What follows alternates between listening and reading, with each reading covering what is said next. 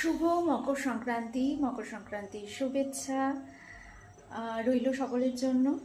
আর আজকে তো পিঠে পুলি উৎসব, তো সকলের বাড়িতে নিশ্চয়ই পিঠে পুলি হচ্ছে।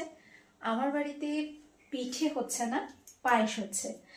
কারণ পিঠেটা দোকান থেকে কিনে আনবো, অত বেশি ঝামেলা করতে পারছি না।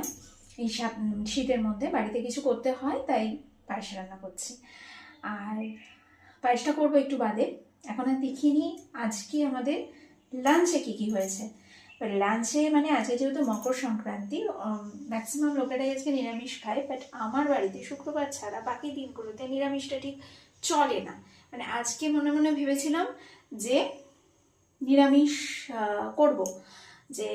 করব, তো সেই অনুযায়ী রান্নাবান্নাও করে ফেলেছিলাম। এই যে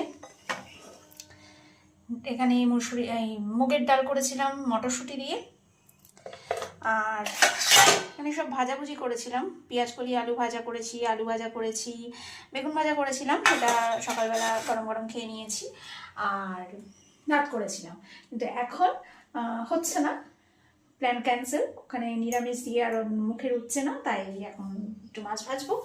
এই যে এখানে দু পিস কাতলা মাছ রয়েছে, ওদের দুজনের জন্য ভেজে দেবো। আর আমি এখান থেকে একটুখানি পার্শে মাছ ভাজা করবো। তো এই হচ্ছে আজকে আমাদের লাঞ্চ মেনু। আর এরপরে তো পায়েস রান্না করবো, তো সেটা পরে শেয়ার করবো। তো চলুন তাড়াতাড়ি করে মাছ ভেজে খেয়ে নেওয়া যাক।